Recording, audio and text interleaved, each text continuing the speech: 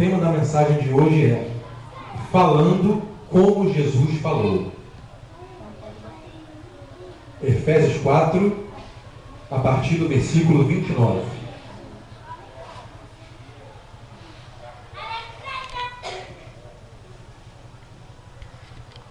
Amém? Então vou ler. Não saia da vossa boca nenhuma palavra torpe, e sim unicamente a que for boa para edificação, conforme a necessidade, e assim transmita graça aos que ouvem. E não entristeçais o Espírito de Deus, no qual fostes selados para o dia da redenção. Longe de vós toda a amargura, e cólera, e ira, e gritaria, e blasfêmias, e bem assim toda malícia.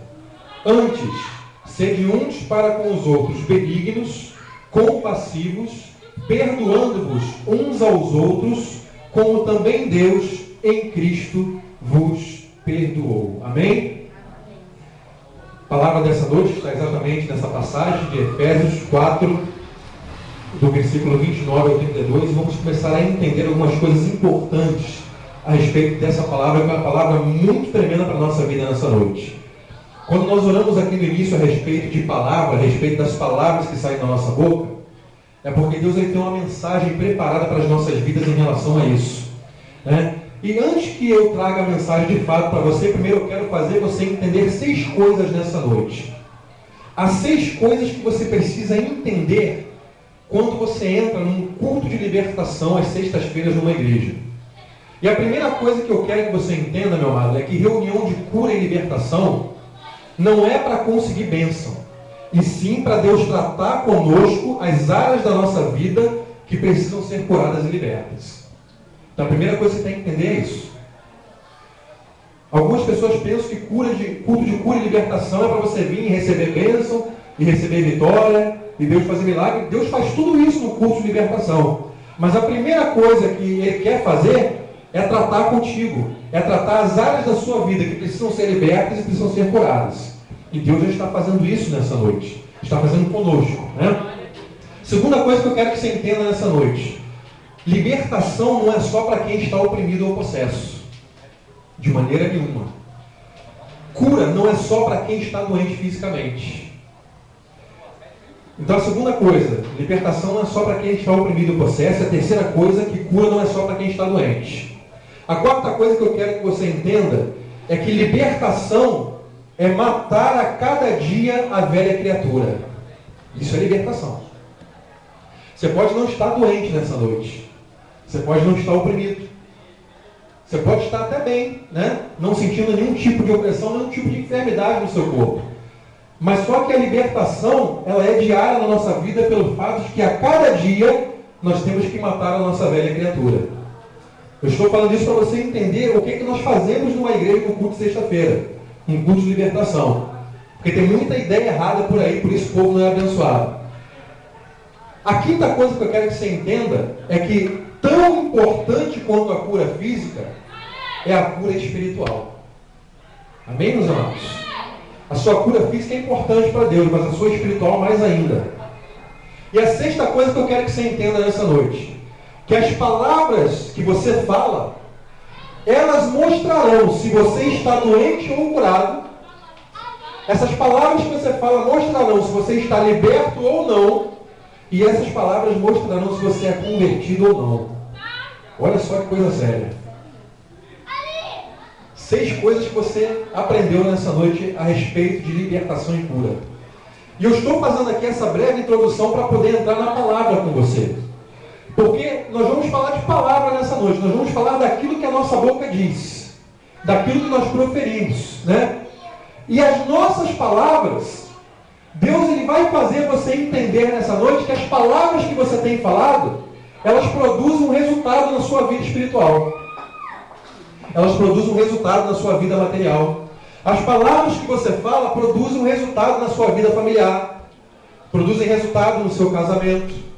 Produzem resultado em todas as áreas da sua vida, né? Então nós lemos aqui a passagem de Efésios, capítulo 4, versículo 29 e 32. Eu quero chamar a atenção de você para algumas palavras que estão incluídas nessa passagem que nós lemos aqui nessa noite.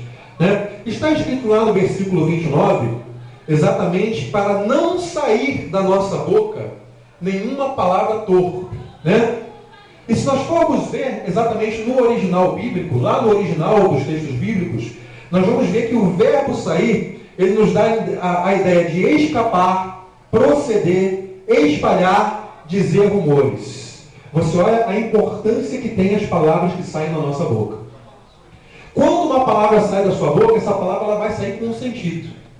Ela vai sair com uma direção. Né? E esse verbo sair aqui, ele pode ter várias conotações, pode ter vários significados. Então, se o Senhor tivesse que nos fazer uma pergunta nessa noite, certamente o Senhor já faria uma primeira pergunta para nós. Que tipo de palavra está saindo da nossa boca? Repita assim com você mesmo. Que tipo de palavra está saindo da minha boca? Olha só como é que o sair tem importância. E uma outra palavra que eu destaco aqui nesse texto, ele fala da palavra torpe. O que é uma palavra torpe?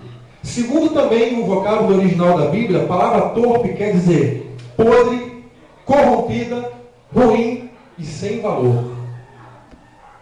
A palavra que tem saído da nossa boca tem sido assim? Podre, corrompida, ruim, sem valor?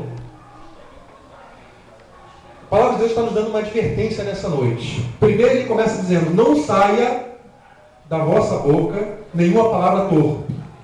Ou seja, a palavra que tem que sair da minha boca, ela não pode ser uma palavra podre, ela não pode ser uma palavra de morte, ela não pode ser uma palavra negativa, ela não pode ser uma palavra de derrota, ela não pode ser uma palavra de maldição. E o texto continua.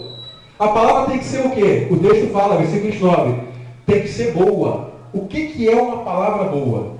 Que tipo de palavra boa o Senhor quer que saia da minha boca? Palavra boa é aquela palavra que é útil, saudável, agradável, amável, alegre, excelente, honesta. Isso é palavra boa.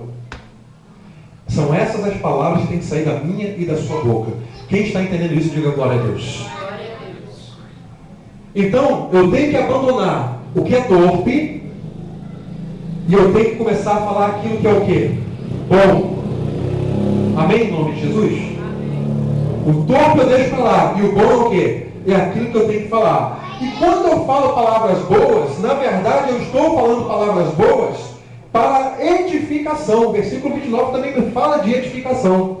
O que é edificação? Edificação, meu amado, de acordo com o contexto desse versículo, edificação quer dizer você construir o crescimento de outro na sabedoria de Cristo. Isso é edificação. Quando eu estou falando uma palavra boa e estou edificando alguém, na verdade eu estou construindo o seu conhecimento na sabedoria que há em Deus. E é muito melhor você construir o conhecimento do teu próximo do que você destruir o conhecimento. Sim ou não? É melhor você construir o conhecimento. Né? Então toda palavra que edifica, ela vai construir o conhecimento do quê? Do meu próximo. Se eu falo uma palavra que edifica a minha irmã, eu estou fazendo um bem para ela, eu estou abençoando a vida dela. Porque toda palavra boa que sair da minha boca vai construir um alicerce na vida dela. A palavra boa que sair da sua boca vai construir um alicerce na sua vida.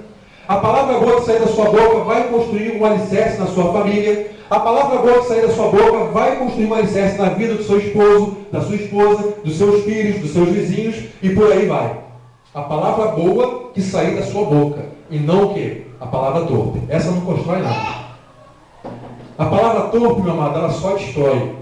A palavra torpe só traz luta, só traz tribulação.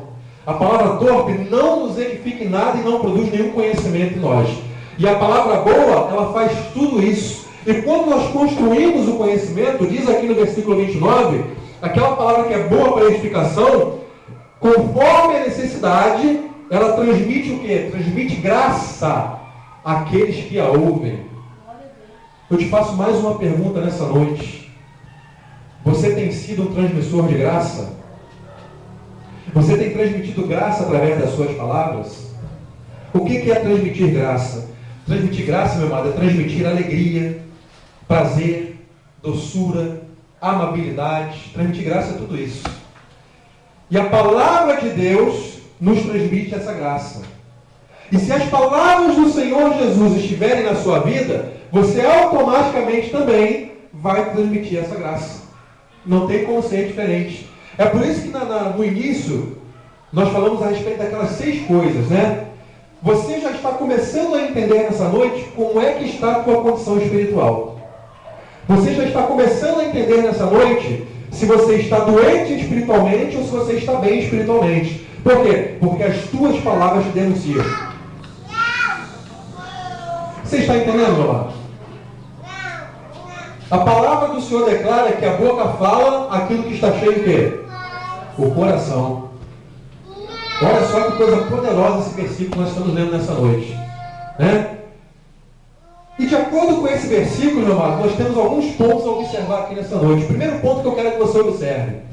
Conforme a palavra que está escrita lá no Evangelho de Mateus, capítulo 12, versículo 36, a palavra que está nesse texto diz que no dia do juízo, nós vamos dar conta de toda palavra inútil que nós falarmos. Olha só como é que a coisa é séria. Como é que nós não podemos sair falando qualquer coisa, soltando palavras ao vento. A primeira coisa que eu quero que você observe nessa noite é que no dia do juízo, tudo aquilo que você falou, você vai dar conta para Deus. Coisa séria. Tem gente aí na internet que está arrepiado com isso para ouvir. Mas é verdade. Eu vou dar conta daquilo que eu falar no dia do juízo.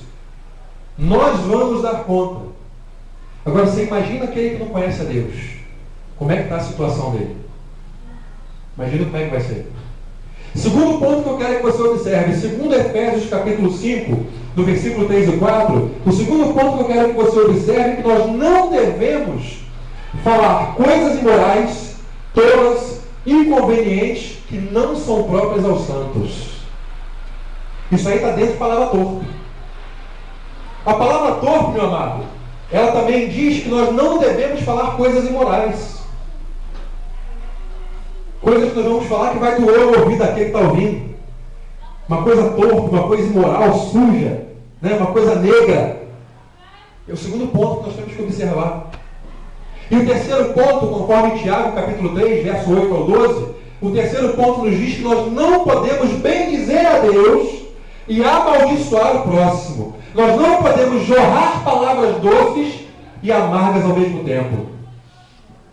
Ou você fala a palavra doce, ou você fala palavra amarga. Ou você fala bênção, ou você fala maldição. Como é que você vai falar duas coisas ao mesmo tempo? Não tem como, meu amado. Ou você é uma coisa, ou você é outra. Ou você é maçã, ou você é pera. Ou você é laranja, ou você é jaca. Para você entender bem o simbolismo, né? Não dá para ser duas coisas ao mesmo tempo. Por que Deus está nos falando essa palavra nessa noite? Nós oramos aqui a respeito da palavra que sai da nossa boca. E muitas vezes nós temos perdido oportunidades de Deus nos abençoar porque não vigiamos com as nossas palavras. Muitas vezes perdemos a oportunidade do milagre e não vemos o milagre se manifestar na nossa vida porque está saindo palavras torpes da nossa boca ao invés de sair palavras boas para edificação. Né? E é bom que Deus está falando conosco nessa noite, está falando claramente na profundidade. Né? E, meu amado, qual é a primeira lição que nós aprendemos nessa noite em relação a isso? A primeira lição que nós aprendemos é que se nós somos de Cristo, nós temos que falar como Ele falou. Nós temos que transmitir graça e vida, não desgraça e morte. Entenda bem o que eu estou falando para você. Essa palavra também serve para mim. A primeira lição que nós aprendemos, segundo essa palavra, é que se nós somos de Cristo, nós vamos falar da mesma maneira que Jesus falou.